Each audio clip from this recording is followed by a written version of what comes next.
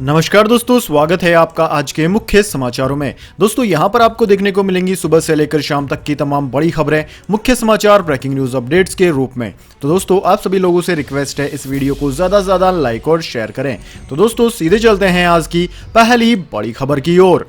बाबुल सुप्रियो ने राजनीति से लिया संन्यास। बंगाल चुनाव में हार के बाद बीजेपी को लगा बड़ा झटका। सोशल मीडिया पर लंबी पोस्ट लिखकर आसनसोल सांसद ने छोड़ी राजनीति। जी हां दोस्तों, पूर्व केंद्रीय मंत्री और पश्चिम बंगाल की आसनसोल सीट से दूसरी बार बीजेपी सांसद बाबुल सुप्रियो ने राजनीति से संन्यास ले लिया है। उन्होंने शनिवार को सोशल मीडिया पर एक लंबी पोस्ट लिखकर राजनीति छोड़ने की घोषणा की। उन्होंने कहा कि मैं 1 महीने के अंदर सांसद के पद से इस्तीफा देकर मुझे मिला सरकारी घर खाली कर दूंगा। पिछले कुछ दिनों से उनके राजनीति से संन्यास लेने के कयास लगाए जा रहे थे। वे सोशल मीडिया पर लगातार पोस्ट लिख यह इशारा भी कर रहे थे। बाबुल सुप्रियो ने अपने फेसबुक अकाउंट पर बांग्ला भाषा में राजनीति से संन्यास का ऐलान किया। दोस्तों बाबुल सुप्रियो के राजनीति से संन्यास के बाद बीजेपी को बड़ा झटका लगा है। इसके बाद दोस्तों अगली बड़ी खबर। कोरोना के बढ़ते मामलों को लेकर एक्शन में केंद्र सरकार। 10 राज्यों में बढ़ेगी सख्ती। जी हां दोस्तों, केंद्र सरकार ने कोविड-19 मामलों में उछाल को देखते हुए 10 राज्यों में सख्त प्रतिबंधों की सलाह दी है। केंद्र ने 10 राज्यों में कोविड-19 स्थिति की समीक्षा करते हुए 10% से ज्यादा पॉजिटिविटी रेट वाले जिलों में भीड़ को रोकने और लोगों के आपस में मिलने से रोकने के लिए सख्त पाबंदियों की सलाह दी है। एक बार फिर देश में कोरोना के दैनिक मामलों में हल्की बढ़ोतरी दर्ज की जा रही है। बीते 24 घंटों में देश में कोरोना वायरस के 41,650 नए मामले सामने आए, जिसके बाद कुल मामलों की संख्या 3,16,13,000 से ज्यादा हो गई है। दोस्तों मौजूदा समय में देश के 10 राज्यों में कोरोना का संक्रमण फिर से फैल रहा है। कोरोना संक्रमण को देखते हुए केंद्रीय स्वास्थ्य सचिव राजेश भूषण ने केरल समेत 10 राज्यों की कोरोना की स्थिति की समीक्षा की। स्वास्थ्य सचिव ने केरल, महाराष्ट्र, कर्नाटक, तमिलनाडु, ओडिशा, असम, मिजोरम, मेघालय, आंध्र प्रदेश और मणिपुर में कोरोना स्थिति की समीक्षा की है। इसके बाद दोस्तों अगली बड़ी खबर। आरबीआई का नया नियम। 1 अगस्त से एटीएम से पैसे निकालना, डेबिट और क्रेडिट इस्तेमाल हो जाएगा महंगा। जी हां दोस्तों, आज यानी कि 1 अगस्त से एटीएम से पैसा निकालना महंगा हो गया है। दरअसल रिजर्व बैंक ऑफ इंडिया यानी कि आरबीआई ने हाल ही में एटीएम ट्रांजैक्शंस पर चार्ज बढ़ा दिए हैं। आरबीआई ने इंटरचेंज फीस फाइनेंशियल ट्रांजैक्शंस के लिए 15 रुपए से 17 रुपए तक कर दिए हैं। नॉन फाइनेंशियल ट्रांजैक्शंस के लिए चार्ज 5 रुपए से बढ़ाकर 6 रुपए कर दिया गया है। ये नई दरें आज कि 1 अगस्त से लागू हो जाएंगी। दोस्तों आरबीआई के मुताबिक इंटरचेंज शुल्क बैंकों द्वारा क्रेडिट कार्ड या डेबिट कार्ड के माध्यम से पेमेंट के समय मर्चेंट को दी जाती है। यह चार्ज बैंकों और एटीएम कंपनियों के बीच हमेशा विवाद का विषय रहा है। जून 2020 में आरबीआई ने एटीएम ट्रांजैक्शंस के इंटरचेंज स्ट्रक्चर पर विशेष ध्यान देने के साथ एटीएम चार्जेस की समीक्षा करने के लिए एक समिति का गठन किया था। आरबीआई के अनुसार इंटरचेंज फीस बैंकों द्वारा क्रेडिट कार्ड या डेबिट कार्ड से पेमेंट प्रोसेस करने वाले मर्चेंट से लिया जाने वाला शुल्क है।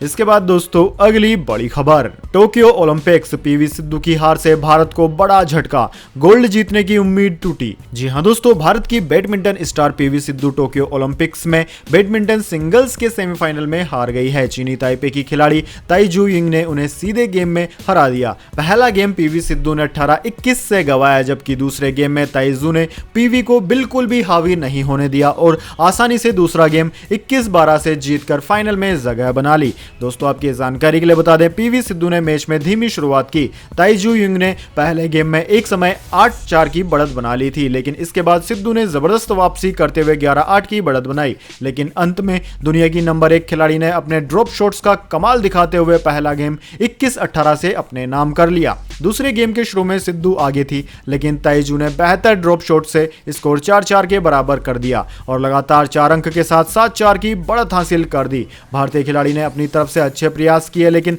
ताई जू ने उन्हें कोर्ट पर काफी छकाया और इंटरवल तक 11-7 की बढ़त बनाकर सिंधु को दबाव में ला दिया। ताई जू ने इसके बाद भी अपना दबदबा बरकरार रखा। सिंधु ने करारे स्मैश से स्कोर 8-13 किया, लेकिन ताई जू ने लगातार 3 अंक बनाए और फिर 8 मैच पॉइंट्स में से पहले पर ही मैच अपने नाम कर लिया। दोस्तों आपकी जानकारी के लिए बता दें, दुनिया की नंबर 1 खिलाड़ी ताई जू को पीवी सिंधु के लिए सबसे बड़ी चुनौती माना जा रहा था, क्योंकि इस मैच से पहले उन्होंने सिंधु को 13 मैचों में हराया था और महज 7 में उन्हें हार मिली थी। सिंधु पिछले 3 मुकाबले ताई जू से हार चुकी थी। इसके बाद दोस्तों अगली बड़ी खबर। केंद्र सरकार का मुख्य सचिवों को आदेश, कहा बेघरों भिखारियों को लगाया जाए कोरोना का टीका। जी हां दोस्तों, कोरोना की थर्ड वेव की संभावनाओं को देखते हुए केंद्र सरकार ने अब वैक्सीनेशन ड्राइव को और तेज करने की तैयारी की है। केंद्र सरकार की ओर से केंद्रीय स्वास्थ्य एवं परिवार कल्याण मंत्रालय की ओर से अब देश भर के सभी राज्यों और केंद्र शासित प्रदेशों को पत्र लिखकर आग्रह किया गया है कि वैक्सीनेशन ड्राइव में उन सभी लोगों को प्राथमिकता दी जाए जो लोग स्व पंजीकरण नहीं कर सकते। ऐसे लोगों को टीकाकरण में प्राथमिकता दी जाए। केंद्रीय स्वास्थ्य एवं परिवार कल्याण मंत्रालय के सचिव राजेश भूषण की ओर से राज्यों केंद्र शासित प्रदेशों के मुख्य सचिवों और प्रशासकों को 29 जुलाई को एक पत्र भी लिखा गया है। पत्र के माध्यम से सभी राज्य और केंद्र शासित प्रदेशों के मुख्य सचिव व प्रशासकों से आग्रह किया गया है कि वे देश भर के सभी बेघर बेसहारा भिखारी लोगों को टीकाकरण में प्राथमिकता दें। इसके बाद दोस्तों अगली बड़ी खबर, बिहार पॉलिटिक्स, सांसद लल्लन सिंह बने जेडीयू के नए राष्ट्रीय अध्यक्ष, कार्यकारिणी की बैठक में लिया फैसला। जी हां दोस्तों, जेडीयू के दिग्गज नेता लल्लन सिंह को नया राष्ट्रीय अध्यक्ष बना दिया गया है। दिल्ली में हुई जेडीयू की राष्ट्रीय कार्यकारिणी बैठक में यह फैसला लिया गया। पार्टी के वर्तमान अध्यक्ष आरसीपी सिंह को हाल ही में केंद्र में इस्पात मंत्री बनाया गया है। अब पार्टी की कमान लल्लन सिंह के हाथों में सौंप दी गई है। दोस्तों आपकी जानकारी के लिए बता दें, बिहार के मुंगेर संसदीय सीट से सांसद राजीव रंजन उर्फ लल्लन सिंह को भी नीतीश कुमार का करीबी माना जाता है। जेडीयू सांसद लल्लन सिंह को जेडीयू राष्ट्रीय कार्यकारिणी की बैठक में पार्टी का नया अध्यक्ष चुना गया। पूर्व अध्यक्ष आरसीपी सिंह ने राष्ट्रीय कार्यकारिणी में अपने पद से इस्तीफा दिया और उसके बाद लल्लन सिंह को जेडीयू के अध्यक्ष पद पर चयन कर लिया गया। दोस्तों आपकी जानकारी के लिए बता दें, आरसीपी सिंह केंद्र की मोदी सरकार में मंत्री बन चुके हैं। इसके बाद उन्होंने जेडीयू के अध्यक्ष पद की जिम्मेदारी से इस्तीफा दिया था। इसके बाद दोस्तों अगली बड़ी खबर, 1 अगस्त 2021 यानी कि आज से मुस्लिम महिला अधिकार दिवस के रूप में मनाया जाएगा, मुख्तार अब्बास नकवी ने कहा। जी हां दोस्तों, 2 साल पहले 1 अगस्त 2019 को 3 तलाक को कानूनी रूप से अपराध घोषित कर दिया गया था। अब केंद्र सरकार ने 3 तलाक को अपराध घोषित किए जाने वाले दिन 1 अगस्त को मुस्लिम महिला अधिकार दिवस के रूप में मनाए जाने का फैसला किया है। केंद्रीय अल्पसंख्यक कार्य मंत्री मुख्तार अब्बास नकवी ने आज यहां कहा कि प्रधानमंत्री नरेंद्र मोदी की सरकार ने 1 अगस्त 2019 के दिन 3 तलाक या तलाके बिद्दत को कानूनी अपराध घोषित कर दिया था। केंद्रीय मंत्री मुख्तार अब्बास नकवी ने कहा कि 3 तलाक के कानूनी अपराध बनाए जाने के बाद बड़े पैमाने पर 3 तलाक की घटनाओं में कमी आई है। देश भर की मुस्लिम महिलाओं ने इसका स्वागत किया। इसलिए आज यानी कि 1 अगस्त 2021 को देश भर में विभिन्न संगठनों द्वारा मुस्लिम महिला अधिकार दिवस मनाया जाएगा। नई दिल्ली में आज 1 अगस्त को मुस्लिम महिला अधिकार दिवस पर आयोजित होने वाले कार्यक्रम में केंद्रीय महिला एवं बाल विकास मंत्री स्मृति ईरानी, केंद्रीय अल्पसंख्यक कार्य मंत्री मुख्तार अब्बास नकवी और केंद्रीय पर्यावरण व वन और जलवायु मंत्री भूपेंद्र यादव उपस्थित रहेंगे। इसके बाद दोस्तों अगली बड़ी खबर, कांग्रेस का बीजेपी सरकार पर निशाना, कहा सरकार पेगासस पर जवाब दे, संसद अगले मिनट चलेगी। जी हां दोस्तों, कांग्रेस ने शनिवार को कहा कि अगर केंद्र सरकार पेगासस जासूसी प्रकरण पर कुछ सवालों के जवाब दे तो संसद की कार्यवाही अगले मिनट चलने लगेगी। लेकिन वह इस मुद्दे पर चर्चा से भाग रही है क्योंकि उसके पास छिपाने के लिए बहुत कुछ है। पार्टी प्रवक्ता अभिषेक मनु सिंघवी ने कहा कि संसद तत्काल चलेगी, अगले मिनट चलने लगेगी, लेकिन एक छोटी सी चीज सरकार को करनी पड़ेगी। वो यह है कि सरकार को 2 सवालों का जवाब देना होगा। पहला यह कि क्या सरकार ने पेगासस स्पाईवेयर खरीदा, दूसरा यह कि क्या व्यक्ति विशेष के खिलाफ इसका उपयोग किया गया और अगर हां तो उनके नाम बताएं। उन्होंने आरोप लगाया कि सरकार इस पर चर्चा नहीं चाहती है। सरकार के पास छिपाने के लिए बहुत कुछ है। पेगासस और कुछ अन्य मुद्दों को लेकर पिछले कई दिनों से संसद के दोनों सदनों में गतिरोध बना हुआ है। 19 जुलाई से मानसून सत्र आरंभ हुआ था, लेकिन अब तक दोनों सदनों की कार्यवाही बाधित रही है। विपक्षी दलों का कहना है कि पेगासस जासूसी मुद्दे पर पहले चर्चा कराने के लिए सरकार के तैयार होने के बाद ही संसद में गतिरोध खत्म हुआ। संसदीय कार्य मंत्री प्रहलाद जोशी ने पेगासस जासूसी मामले पर तत्काल चर्चा कराने की मांग की, जबकि सरकार ने इस मांग को खारिज करते हुए शुक्रवार को लोकसभा में कहा कि यह कोई मुद्दा ही नहीं है। इसके बाद दोस्तों अगली बड़ी खबर, तालिबान ने संयुक्त राष्ट्र की इमारत को बनाया निशाना, भड़के एंटोनियो गुटेरेस ने कहा इसे युद्ध अपराध माना जाएगा। जी हां दोस्तों, अफगानिस्तान में खून की होली खेल रहे तालिबानी अब संयुक्त राष्ट्र को भी निशाना बना रहे हैं। शुक्रवार को पश्चिम अफगान प्रांत हेरात में स्थित यूएन की मुख्य इमारत पर हमला बोला गया। इस हमले की यूएन महासचिव एंटोनियो गुटेरेस ने कड़ी निंदा की है। उन्होंने कहा कि विश्व संगठन के कर्मियों तथा परिसरों पर हमले अंतर्राष्ट्रीय अंतर्राष्ट्रीय कानून के तहत निषिद्ध हैं और इन्हें युद्ध अपराध माना जा सकता है। दोस्तों आपकी जानकारी के लिए बता दें, अमेरिकी सैनिकों की वापसी के बाद से तालिबानी बेकाबू हो गए हैं। अफगानिस्तान में संयुक्त राष्ट्र सहायता मिशन के अनुसार हेरात में संयुक्त राष्ट्र संघ के मुख्य परिसर पर हमला किया गया, जिसमें एक गार्ड की मौत हो गई थी। एंटोनियो गुतारेस के प्रवक्ता ने एक बयान में कहा कि महासचिव अफगानिस्तान के हेरात में संयुक्त राष्ट्र के परिसर पर हमले की कड़ी निंदा करते हैं। हमले में अफगान सुरक्षा बल के एक गार्ड की मौत हो गई, जबकि अन्य अधिकारियों को चोटें आई है। इसके बाद दोस्तों अब जान लेते हैं पूरी दुनिया और भारत में क्या है इस महामारी की ताज़ा स्थिति। सबसे पहले दोस्तों बात करते हैं पूरी दुनिया की। तो दोस्तों पूरी दुनिया की बात की जाए तो पूरी दुनिया में इस वक्त तक इस महामारी के संक्रमितों का आंकड़ा 19,69,95,000 को पार कर गया, जबकि दोस्तों मरने वालों की संख्या 42,03,000 के पार है। दोस्तों इस महामारी से सर्वाधिक प्रभावित देशों की बात की जाए तो उनमें America, India, Brazil, Russia, France, United Kingdom, Turkey, Argentina, Colombia आदि देशों का नाम आता है। इनमें यूनाइटेड स्टेट्स यानी कि अमेरिका सबसे ज्यादा प्रभावित है। दोस्तों अमेरिका में पिछले 24 घंटों के दौरान 1,22,000 से ज्यादा नए मामले सामने आए हैं। वहीं दोस्तों बात कर लेते हैं क्या हालात है भारत के, लेकिन उससे पहले मेरी आपसे एक छोटी सी रिक्वेस्ट है, अगर दोस्तों आपको अभी तक हमारी न्यूज पसंद आई है तो इसे एक छोटा सा लाइक जरूर दे दें, और अगर आपको पसंद नहीं आई है तो बेशक आप डिसलाइक भी कर सकते हैं, लेकिन दोस्तों लाइक और डिसलाइक जरूर कीजिए, क्योंकि दोस्तों यही हमारी मेहनत का फल होता है और इसी से पता चलता है कि आपको हमारी वीडियो पसंद आई है या नहीं। तो दोस्तों जल्दी से जान लेते हैं क्या है भारत के हालात। दोस्तों भारत में इस वक्त तक इस महामारी के संक्रमितों का आंकड़ा 3,16,13,000 को पार कर गया है, जबकि दोस्तों इस महामारी से मरने वालों की संख्या 4,23,000 के पार है। दोस्तों इस महामारी से सर्वाधिक प्रभावित राज्यों की बात की जाए तो उनमें महाराष्ट्र, केरला, कर्नाटक, तमिलनाडु, आंध्र प्रदेश, उत्तर प्रदेश, वेस्ट बंगाल, दिल्ली आदि राज्यों का नाम आता है। वहीं दोस्तों भारत में पिछले 24 घंटों के दौरान 41,000 से ज्यादा नए मामले सामने आए हैं, जबकि सबसे ज्यादा प्रभावित राज्यों की बात की जाए तो उनमें केरला सबसे ऊपर है। केरला में पिछले 24 घंटे के दौरान 20,000 से ज्यादा नए मामले सामने आए हैं। इसके बाद दोस्तों अगली बड़ी खबर, मौसम समाचार। एमपी, राजस्थान में रेड अलर्ट, झारखंड, बिहार और यूपी में भारी बारिश का अनुमान, दिल्ली की सड़क में बन गए कुएं जैसे गड्ढे। जी हां दोस्तों, इंडियन मेट्रोलॉजी डिपार्टमेंट यानी कि भारतीय मौसम विज्ञान विभाग ने पश्चिमी मध्य प्रदेश और पूर्वी राजस्थान में 2 दिनों के लिए भारी बारिश का रेड अलर्ट जारी किया है। देश की पूर्वी हिस्से में मानसून के आगे बढ़ने के साथ पश्चिम बंगाल के ऊपर निम्न दबाव का क्षेत्र बना हुआ है। इससे पश्चिम की ओर झारखंड और बिहार की तरफ बढ़ने के आसार हैं। इससे इन राज्यों में वीकेंड में भारी बारिश होगी। स्काईमेट की रिपोर्ट के मुताबिक पूर्वी उत्तर प्रदेश में भी कम दबाव का क्षेत्र बन रहा है और अगले 3 दिनों में यहां भारी बारिश होगी। वहीं दोस्तों दक्षिण दिल्ली क्षेत्र के IIT फ्लाईओवर के पास वाली रोड में शनिवार दोपहर कुएं जैसा गड्ढा हो गया। यहां अचानक सड़क जमीन में धंस गई, इससे वहां ट्रैफिक जाम जैसी स्थिति बन गई। बताया जा रहा है कि गड्ढा 10 से 15 फीट चौड़ा है। वहीं दोस्तों जयपुर में भी बादल जमकर बरसे और जगह जगह सड़कों पर पानी और जल भराव की स्थिति हो गई।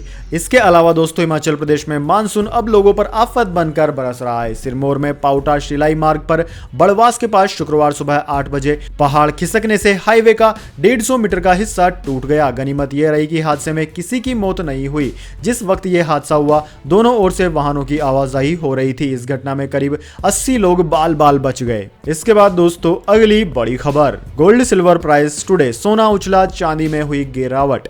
जी हां दोस्तों, कीमतों में फिर बढ़ोतरी हुई है सोने की, जबकि चांदी की कीमतों में गिरावट आई है।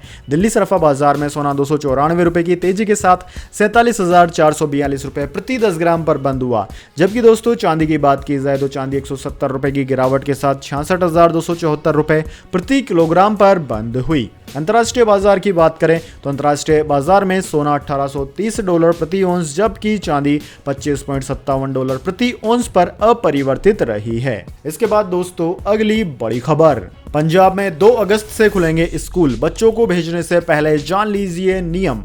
जी हां दोस्तों, देश में कोरोना की दूसरी लहर के कमजोर पड़ने के बाद अब स्कूलों और कॉलेजों को खोलने की भी कवायद शुरू हो गई है। इसी क्रम में पंजाब सरकार ने शनिवार को सभी स्कूलों को खोलने का आदेश जारी कर दिया। आदेश के मुताबिक 2 अगस्त से सभी कक्षाओं के लिए स्कूलों को खोलने की इजाजत दे दी गई है। हालांकि इसमें कोरोना की गाइडलाइंस का सख्ती से पालन करना होगा। स्कूलों में बच्चे अपने अभिभावकों की मर्जी से ही जाएंगे और ऑनलाइन कक्षाओं का विकल्प बना रहेगा।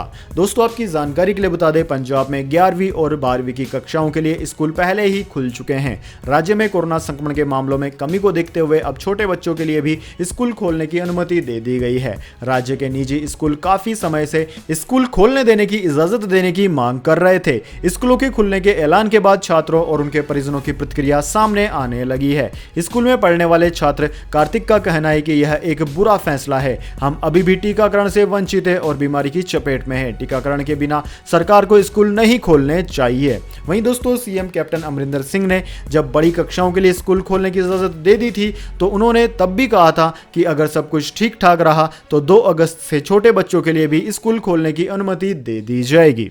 इसके बाद दोस्तों अगली बड़ी खबर, पोस्ट ऑफिस ग्राहकों के लिए बड़ी खबर। बैंक के इंटरेस्ट रेट घटे और अन्य चार्जेस बढ़े, कल से होंगे कई बड़े बदलाव। जी हां दोस्तों, पोस्ट ऑफिस में अकाउंट रखने वाले खाता धारकों के लिए जरूरी खबर है। अगर आपका account India post payment bank में है तो आपके लिए यह खबर झटका दे सकती है। दरअसल दोस्तों 1 अगस्त से डोर स्टेप बैंकिंग के लिए भी आपको पैसे देने होंगे। इसके साथ ही बैंक ने 1 जुलाई से ब्याज दरों में भी कटौती कर दी है, यानी अब आपके खर्चे बढ़ने के साथ आपको मिलने वाला मुनाफा भी कम हो गया है। IPPB के अनुसार 1 अगस्त 2021 से इंडिया पोस्ट पेमेंट बैंक के ग्राहकों को डोर स्टेप बैंकिंग के लिए प्रति कस्टमर प्रति रिक्वेस्ट 20 रुपए खर्च करने होंगे। दोस्तों आपकी जानकारी के लिए बता दें, अभी डोर स्टेप बैंकिंग पर कोई चार्ज नहीं लगता है। साथ ही बैंक ने ग्राहकों को तगड़ा झटका देते हुए ब्याज दरों में भी कटौती कर दी है। 1 जुलाई से सेविंग अकाउंट रखने वाले ग्राहकों को कम ब्याज मिलेगा। पहले ग्राहकों को 1 लाख रुपए तक के बैलेंस पर 2.75% ब्याज मिल रहा था, लेकिन बैंक ने इसको